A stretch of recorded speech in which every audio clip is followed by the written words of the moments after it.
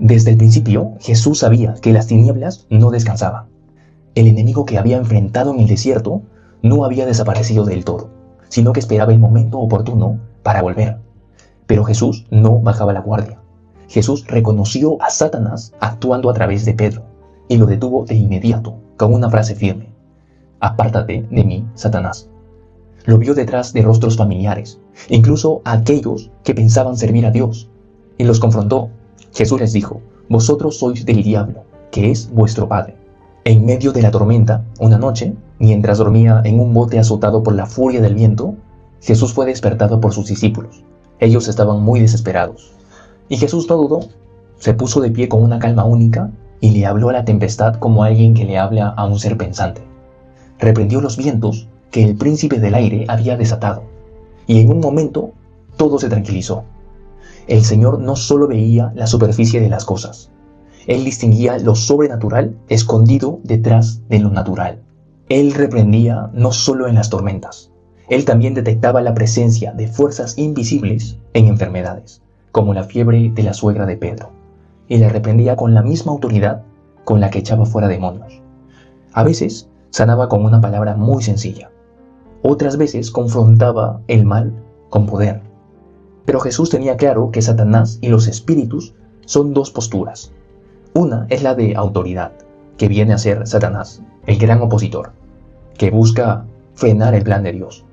Este ser tentó, manipuló a los fariseos, se ocultó detrás de amigos de sus discípulos, influenció multitudes para que le entregaran a la muerte. Por otro lado, los espíritus malignos se doblaban ante su presencia. Incluso le rogaban que no los enviase al abismo, sabiendo que frente a él no hay escapatoria. Quiero que ahora imagines un enemigo invisible, moviéndose por el aire, como si fuera parte del viento. Así es como describe Pablo al príncipe de la autoridad del aire, un ser que no vive en castillos ni cuevas, sino que habita en los cielos, en el espacio, entre nosotros y el firmamento. Este príncipe, que es Satanás, gobierna desde lugares celestiales, rodeado por una jerarquía muy pero muy oscura, que opera fuera del alcance de los ojos humanos. Uno de sus nombres más inquietantes es el de Belcebú. Belcebú significa Dios de las moscas. Nos preguntamos, ¿por qué ese nombre? Es muy pero muy curioso. Al igual que las moscas que revolotean sin rumbo y son muy molestas, muy inquietantes, las potestades del aire se mueven sin descanso en medio de nosotros. Las potestades del aire, lo repito nuevamente, se mueven sin descanso en medio de nosotros. Son entidades que llenan el aire con engaño y oscuridad. Y es por eso que la Biblia llama las tinieblas, utiliza el término las tinieblas. Entonces Jesús, en una de sus parábolas, las compara como aves del cielo, que revolotean y roban la semilla del corazón antes de que esta semilla crezca. Y Juan añade que el mundo entero yace bajo el poder del maligno. Eso significa que la atmósfera misma en la que vivimos está completamente marcada por su presencia. Si tú hojeas los evangelios, descubres un patrón muy particular. Donde Jesús caminaba, las fuerzas del mal se agitaban. Demonios se manifestaban en cuerpos de enfermos, mentes atormentadas, miradas llenas de odio. Cada paso de Cristo era una batalla silenciosa contra los mensajeros de Satanás. Era como si su presencia encendiera alarmas en las sombras. Lo más sorprendente es que Jesús nunca buscó convencer a los fariseos de que Él era el Mesías. Nunca utilizó discursos para convencerlos. No se dejó seducir por la idea de liderar un reino terrenal. Su misión era más profunda: derrotar abiertamente al príncipe de este mundo a través de su muerte en la cruz. No vino a negociar con el mal, sino a romper cadenas, liberar corazones, exponer las huestes invisibles que se esconden detrás de toda la humanidad. Imagina recibir una misión poco ordinaria, que sea muy pero muy sobrenatural. Enfrentar fuerzas invisibles que engañen, manipulen y habiten en lo más profundo de los corazones humanos. Así fue la comisión que Jesús dio a sus 12 discípulos y luego a 70 más. Les entregó autoridad, una que podía expulsar espíritus inmundos y atarlos como si fueran hombres fuertes. Y antes de predicar el reino de Dios, ojo, debían enfrentarse a los ejércitos ocultos que desafiaban el reino de Dios. No digo que podían hacerlo por su propia cuenta. Solo en el nombre de Jesús podían combatir y echar fuera a los demonios. Solo en el nombre de Jesús. Entonces, estas inteligencias malignas eran capaces de poseer, influenciar, atormentar. Las personas que han sido poseídas por estas entidades, que han sido liberadas del poder de estas entidades, lo saben por experiencia. Sentían dentro de sí una fuerza oscura, un control que no era suyo, un pensamiento extraño, una resistencia imposible. Y cuando esa fuerza se fue, entendieron que no se trataba de una simple emoción, sino de algo o de alguien. Estos espíritus no son solo influencia difusa, tienen carácter, voluntad, deseo, mucha pero mucha inteligencia. Jesús les habló directamente y ellos le respondían. Tenían miedo, hacían peticiones, buscaban descanso, tomaban decisiones y hasta formaban alianza entre ellos. Algunos eran más malignos que otros. Podían odiar, poseer un cuerpo, usarlo para predecir el futuro, realizar milagros mediante su propio poder. Y sus nombres describen su esencia. Mentirosos, abominables, impuros, engañadores. Jesús no trataba con ideas, sino con realidades espirituales. Cada vez que sanaba, reprendía o enseñaba, estaba chocando con seres que querían detener su misión. Él no buscó agradar a los fariseos, ni ganarse el favor del pueblo con discursos populares. Su misión era clara: derrotar públicamente al príncipe de estas tinieblas mediante su muerte en la cruz, y también liberar a los cautivos de su reino invisible. Lo que parece una historia religiosa es en realidad un combate encubierto hasta el día de hoy, una guerra contra enemigos ocultos que aún buscan influencia. Pero cada persona liberada es una historia completamente viva, que demuestra que el poder de esos seres puede romperse. Los espíritus malignos no actúan por accidente, no se equivocan. Cada uno de sus movimientos es calculado con una inteligencia aterradora, como si fueran genios del mismo mal. Y aunque saben que lo que hacen es cruel y totalmente retorcido, lo hacen de todas formas, no les importa. Les impulsa un odio tan profundo, tan voraz. Parecen bestias salvajes, pero cada ataque está lleno de astucia y mucha inteligencia. Son capaces de lo peor, de lo más cruel, y nunca descansan. Su objetivo es muy claro: atacar a la humanidad, a la fe, y especialmente a aquellos que buscan crecer espiritualmente. Son como sombras que cazan entre la luz, avanzan sin perder de vista su misión. Son muy, pero muy inteligentes. La forma en que estos espíritus se muestran en las personas varía, como si cada espíritu tuviera su propio estilo. Todo depende de cuánto espacio logran tomar dentro de alguien. Lo repito, todo depende de cuánto espacio logran tomar dentro de alguien.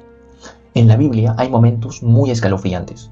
Uno fue el de un hombre que quedó completamente mudo, como si algo hubiera tomado el control de su voz. En otro, no podía hablar, no podía oír, y el espíritu dentro de él lo hacía echar espuma por la boca y le hacía rechinar los dientes.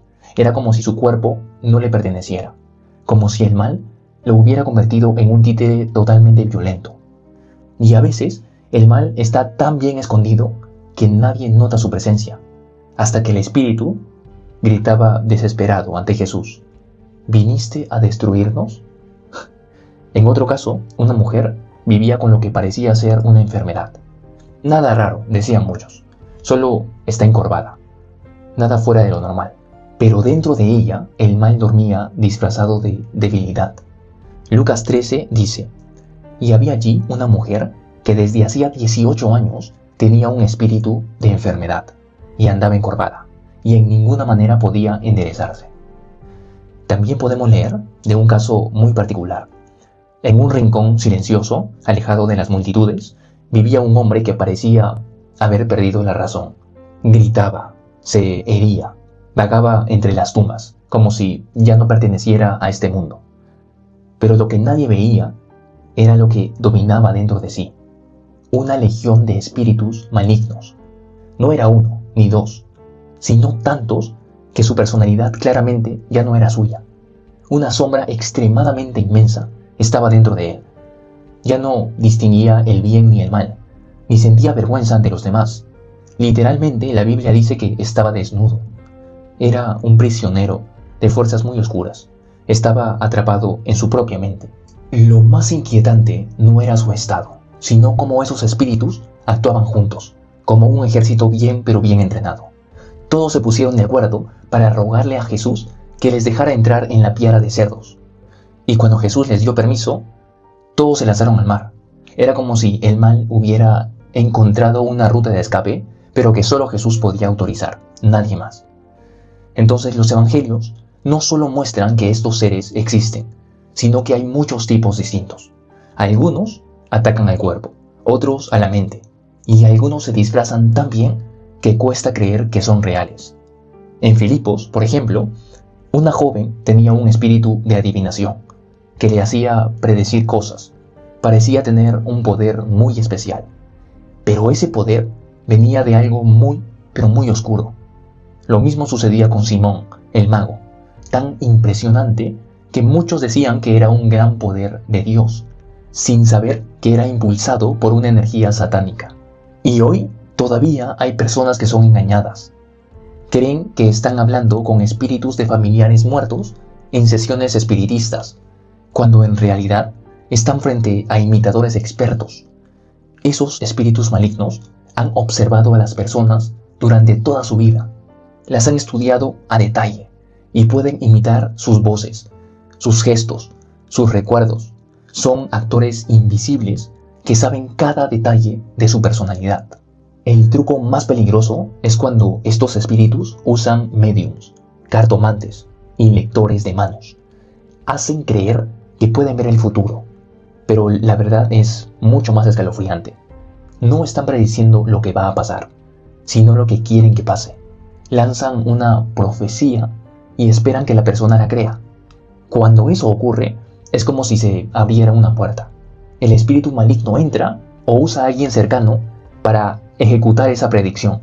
En una ciudad antigua, llamada Tiatira, el mal no se presentaba con cuernos ni fuego, sino camuflado entre lo cotidiano. Jesús lo llamó las cosas profundas de Satanás.